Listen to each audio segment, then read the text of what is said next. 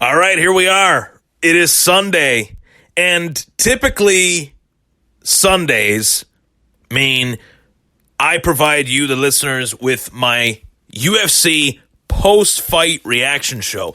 And this is one of my favorite shows that I do post a big UFC pay-per-view event, or post a big fight, whether it's Deontay Wilder and Tyson Fury, or whether it is Israel Adesanya and Yoel Romero, or whether it is Weili Zhang versus Joanna Jędrzejczyk. So, I have a lot to say in regards to last night's fights. And some of it is positive, and some of it is negative. You guys decide, you the listeners decide, what percentage is negative, what percentage is positive. I think last night, UFC 248, Saturday night, this past Saturday, I think was one of the most interesting events in recent memory. And I say interesting with a hint of sarcasm. Interesting in the fact that the fights last night overall were fairly good. But that main event fight, as always, the last fight of the night, is the last one that you remember. It is the quote-unquote biggest fight. It has the last names of both fighters attached to the poster, to the promotion, whether it's the press conferences, the weigh-ins. It's the main event. And when you have a co-main event that delivered as well as Weili Zhang versus Joanna Jędrzejczyk did, and then you have a main event that doesn't deliver in the way that Israel Adesanya and Yoel Romero did, it didn't deliver it at all. You say to yourself, this was a bad night for the UFC. Not even in terms of the entertainment value or lack thereof, but a bad night in the fact that post this fight, my first thought while walking back to my car to drive home last night after watching the fights, I'm recording this on a Sunday, so most of you that hear this will be listening to it on a Monday, but beyond the fights being over, I thought to myself, the women's title fight should have been the main event. But Israel Adesanya, being the surging superstar that he is, he gets the main event. Understandable. You know, the middleweight division, UFC middleweight division has been around a lot longer. But that fight, Weili Zhang versus Joanna Jędrzejczyk, performed up to the caliber of it being a main event. That was a true world championship title fight, which I doubted whether or not Joanna could deliver that to us based on some of her recent performances, albeit also in title fights against Rose Namajunas and Valentina Shevchenko. It's not like Joanna is fighting scrubs out there. She's fighting, you know, the elite of the elite, the best of the best. And Weili Zhang is one tough fighter. I mean, any questions that anyone could have had at any point about Weili Zhang, I think were answered in a very positive, affirmative way that this fighter is the real deal. I mean, in terms of what you expect from two fighters and how they bring it or don't bring it, they brought it and then some.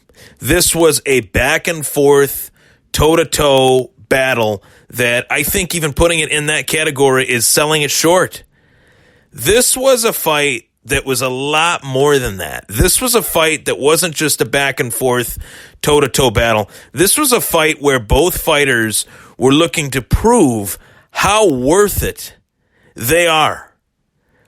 Weili Zhang was looking to prove how worth it she is as a champion, and Joanna Jędrzejczyk was looking to prove how worth it she is as a contender and as a hopeful future champion again. Joanna Jędrzejczyk has referred to herself as Joanna Champion ever since she lost the title to Rose Namajunas. She believes that she's the champion. Still, as odd as that is, as a little bit eccentric as that is, she believes that. Well, she put herself in that category as being a top flight contender, just right. I mean, razor, and that just shows you razor thin decision like that, a split decision, that just shows you, I think, in sports history, you take any sport and how it has evolved. No facet of any sport has evolved faster than women's mixed martial arts. A genre, if you will, within the sport that Dana White said would never exist, would never happen. This would never happen, and ever, ever, ever. Dana White said this would never happen. Women fighting in the UFC. Ronda Rousey comes along, then you get Miesha Tate and Ronda Rousey, then you get rivalries, you get great fighters, and fighters like Holly Holm break out, fighters like Amanda Nunes break out, Valentina Shevchenko, and Joanna Jędrzejczyk and Rose and Weili Zhang. I mean, you have so many superstars in a short 6-7 year period within the UFC as far as women's MMA athletes. And the big talking point of this Weili Zhang, Joanna Jędrzejczyk fight, as we look back on it, although it was less than 24 hours ago, where does this fight rank in women's MMA history? Let's cut the crap with that. Let's stop saying women's MMA. Let's say MMA. Because these women have fought tooth and nail, literally, to be considered MMA fighters. Not women's MMA fighters, but realm within the same purpose, I guess you could say, within the octagon. The purpose of it is the same. So saying women's MMA, yeah, women's MMA, I think gives it a distinction that it deserves. But I think in this case, in this particular case, with Joanna Jędrzejczyk and Weili Zhang, after that fight, you can't say that this was the best women's MMA fight of all time. I think you can say that this was one of the best MMA fights of all time. For women, of course, this fight puts the women's MMA on a new level. It raises the bar. And for me, myself, Ryan Thomas of the Thomas Take Sports podcast, of all the fights that I have covered within the last 4 or 5 years of this show, that fight really meant something. That fight, you could see the exchange of not just the physicality between Weili and Joanna, but you could see that there was something there. They both knew what they were doing in that octagon and what it meant to women's MMA and what it meant to one another's careers. There was a true moment in the fight early on where both fighters looked at each other like, we know we're going to be in here for another 20, 25 minutes. We know that. So let's just let it all out and find out who's better in 25 minutes, because Weili was not going down. Joanna was not going down. And that's what we did. We found out who was better after 25 minutes. And that brings me to my next point. When recapping both the co-main and main event of UFC 248. And folks, I'm Ryan Thomas. Thank you so much for tuning in. If I didn't introduce myself, I'm just so pumped up to be on, to be recording, and to be live. Or be a show that you guys can tune into and rely on each and every UFC event, each and every combat sports event, as the voice and face of the MMA and boxing side of things within the Trainwreck Sports brand. I definitely can say that I cannot believe, for the life of me, I cannot believe why any judge would, or not why any fight fan would be furious in any way over the decision between Weili Zhang and Joanna Jędrzejczyk. To me personally, I truly felt that Weili won that fight 3-2. Going into the fifth and final round, I truly believed that Weili was winning the fight in that fifth round. Whoever won that fifth round was going to win, and I thought Weili won it. Did Joanna show up 100%. Is Joanna one of the best fighters in the world still to this very day? Of course. Of course. A dynamic in the fight that I severely underestimated was the dynamic that Weili Zhang couldn't clinch with Joanna Jędrzejczyk. Weili Zhang clinched very easily with Jessica Andrade, but with Joanna Jędrzejczyk, she just couldn't do it because Joanna is a Muay Thai fighter. She knows the clinch. She knows how to work it, get in it, get out of it, neutralize it, work to be in dominant positions from the clinch. Weili was not clinching with her, so this was going to be a stand-up kickboxing war, and that is exactly what we saw last night. So for all the negative things I'm about to say in regards to the main event, I really wanted to give that fight its due.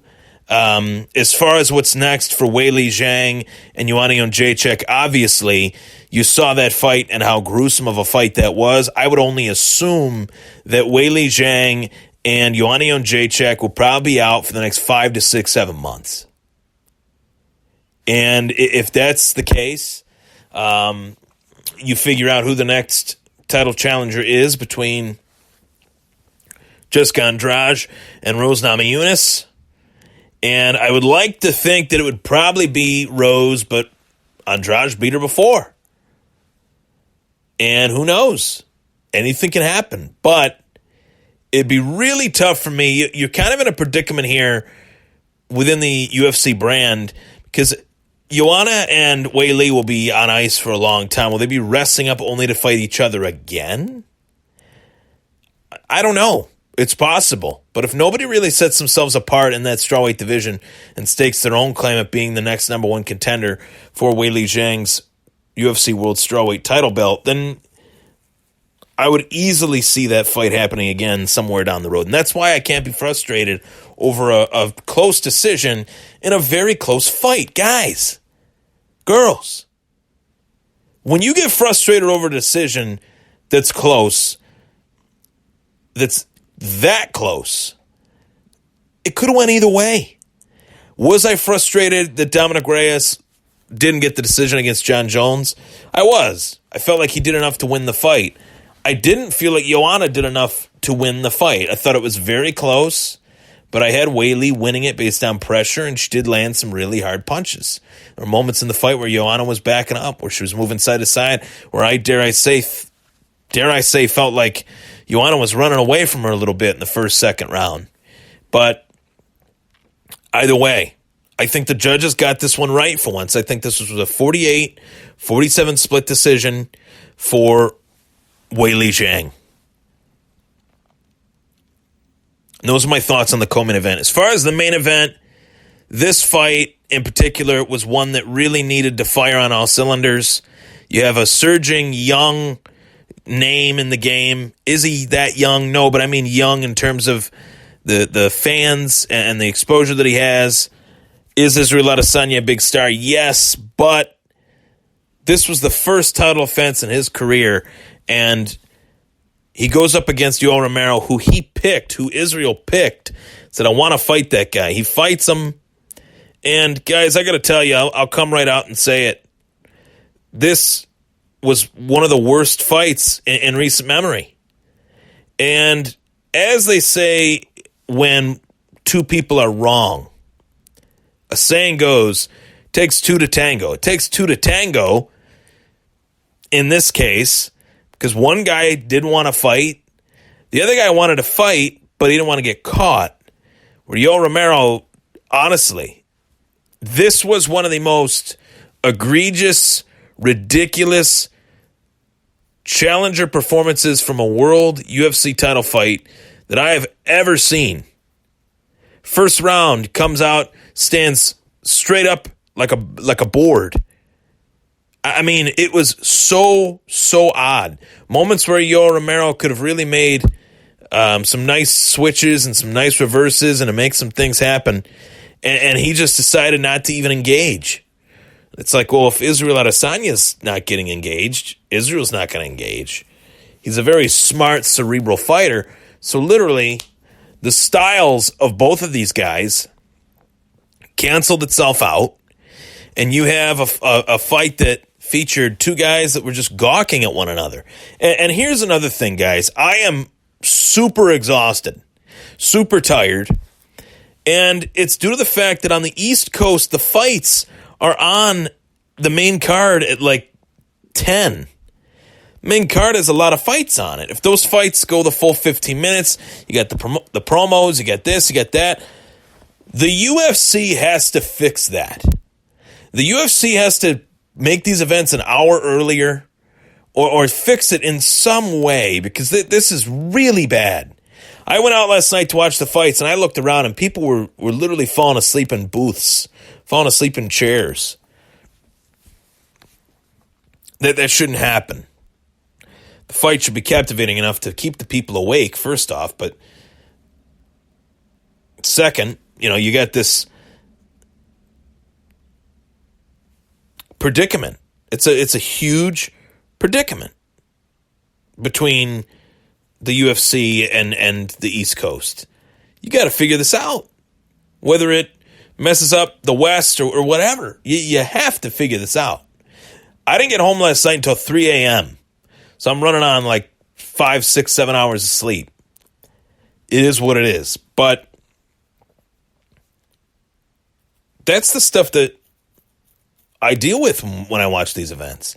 And obviously, me being me, I want to watch every single event that I can possibly watch. But hey, it is what it is. Sometimes you're driving home from it. I was riding past her, thank God. I closed my eyes, and I just fell right asleep after one of the events.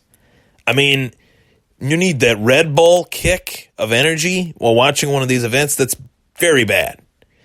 So Dana White came out and he said a few things in the wake of this catastrophically bad main event. And how was this fight bad? I'll get to that. But Dana White came out and said that it was probably a mistake that they put Israel Adesanya in there with Yoel Romero.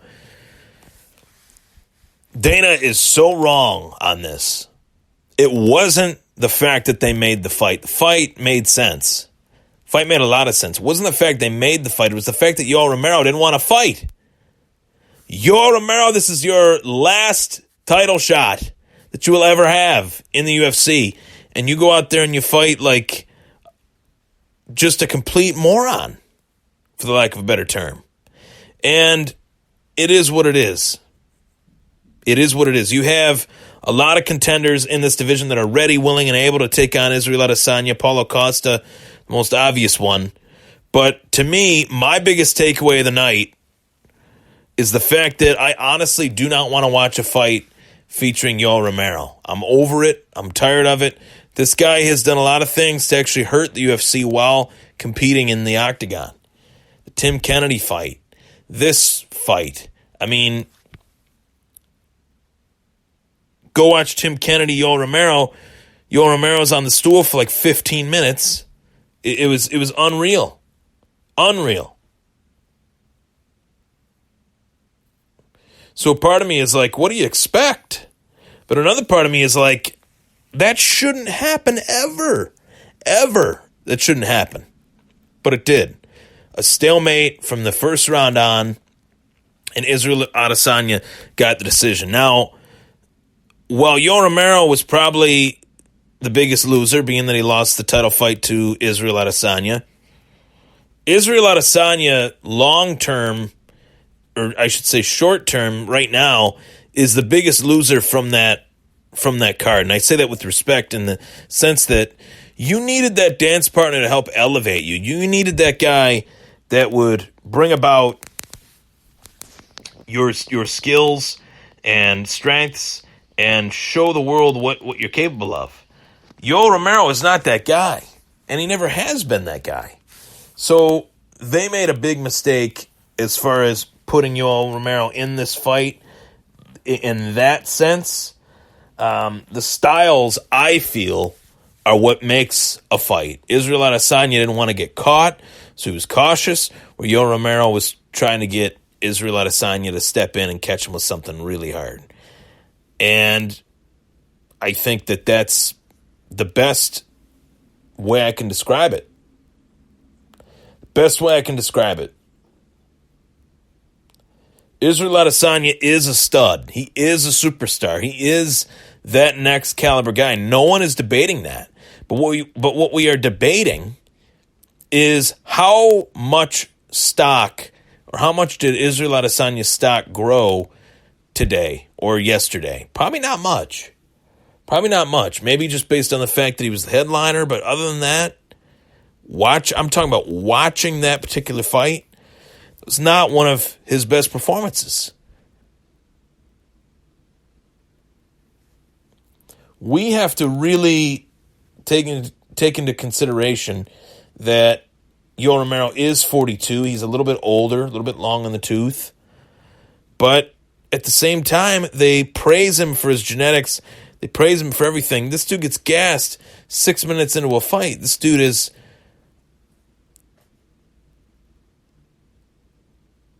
It's just... It literally happens every fight. Yoel Romero does this every fight, and yet people wonder why. Or how did that happen? That's how he fights. The Robert Whittaker fights, they were okay.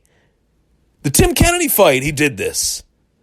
And then Israel Adesanya, he does this on a bigger stage, biggest stage possible. You fight like that.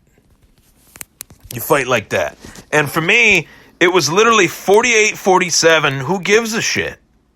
I didn't care who won that fight. I didn't care why the fighter won the fight.